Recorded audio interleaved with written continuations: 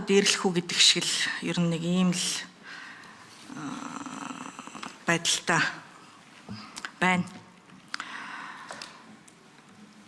Хуулийн төсөл дээр гарцаагүй жагсаалтын гишүүдийг бүр хувь тэнцвүүлэн төлөөлөх аргаар буюу жагсаалтаар гээд зүйл заалттай асуудлыг олон ч гишүүн ярьлаа.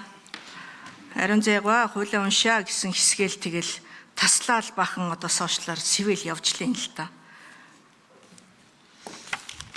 Жагсаалтын гишүүдийг та хоёр ч гэсэн одоо хэвлэлийн хурал хийхдээ 3 сарын 1-ний өдөр жагсаалтын гишүүд ёс зүйгүй гэл зөндөөл одоо жагсаалт руу дайрч ярьсан шүү дээ. Худлаа биш. Ухраагаад харахгүй юу? Би худлаа яриад байгаа юм. Хуулиа уншаагүй би юм байна л да одоо сошиалар. Энэ асуудал чинь цаг үеийн биш байна. Хэдийгээр намын мөрийн хөтөлбөр дээр гишүүний ёс зүй хариуцлага зөв боловч яг цаг үеийн нь бол бүр шал өөр утга агуулгаар яваад байгаа нь бол хэн болгонд ойлгомжтой байгаад байна шүү дээ. Үнэхээр энэ гишүүд ёс зүйтэй байх ёстой юу? Байх ёстой. Бид нар ёс зүйн дүрмтэй. Энэ хууль гарч иж ёс зүйн дүрмийг шинжлэх асуудал бас биш шүү дээ. Энэ хууль байхгүй бол бид нар ёс зүйн дүрмийг шинжлэх гэж суугаад байгаа юм. Улсын их хурлын тухай хууль. Улсын их хурлын тухай хуулийн би дүрм яриаггүй шүү. Би хууль ярьж байна. 44-1-11 бүрэн эрхээ хэрэгжүүлэхдээ байнгын дэд хянан шалгах төр хорооны болон нэгдсэн хуралдаанд эсвэл хуралдаанаас гадуур бусдыг гүтгэж доромжлох нь улсын их хурлын гишүүнд хориотой хориглох үйл ажиллагаанд хуульчлаад өгсөн байгаа.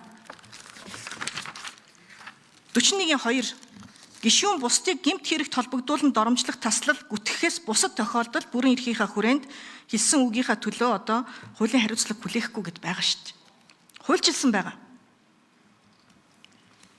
Тэгээ яагаад хоёрхан эмэгтэй дээр дөрөөлөөд хуулийн заалт байсаар байтал нийгэмд баахан давалгаа явуулчаад тэгэд ийм асуудал оруулж ирж байгаа. Хуулиар гарцаагүй байгаа. Энийг ёс зүйн дид хороо ёс зүйгээр шийддэг асуудал биш.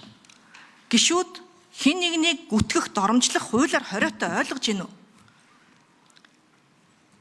Гэтэл хууль зүйн сайдаар ажиллаж исэн хүн одоо хэрэг эрхлэхийн сайдаар ажиллаж байгаа хүн юу гүтгэх, доромжлох бүр хүн алаа чандарсан гэд хилээ зүг зүгээр одоо сайдаа хийгээ явж байгаа шүү дээ. Өөрөөсөө ямар үлгэр дуурайл үзүүлж байгаа юм. Эрцтэй холбоотой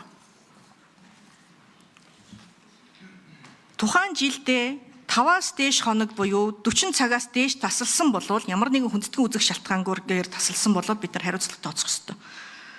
25 оны 1 сарын 1-ээс 25 оны 12 сарын 31-ний хооронд Халтмаагийн Баттулга нормын алтууийг Равчгийн Эрдэнэ бүрэн Дамдын сүрэнгийн жаргал сайхан 40-оос дээш цаг тасалсан. Энэ асуудлыг ёс зүйн дэд хороогоор хамгийн түрүүнд ярих ёстой шүү дээ. Наарагаас өмнө Батсүрийн асуудал ч гэсэн байгаа байхгүй юу? Яагаад өнөөдөр энэ хууль орж ирж байхад Наарагийн асуудлыг заавал өнөөдөр гэж ярьж байгаа? Энэ цаана нь ямар нэгэн зохиолтой байсан уу? Ёс зүйн хороо хүртэл, ёс зүйн дэд хороо хүртэл өөрөө ийм ялгууртай ханддаг байхгүй юу?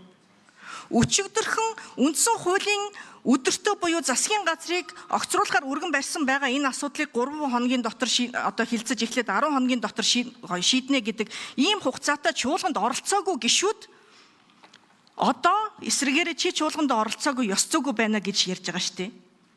Өөрөөсөө нэхээгүй ёс зүйг бусдаас нэхэж болдоггүй байхгүй юу?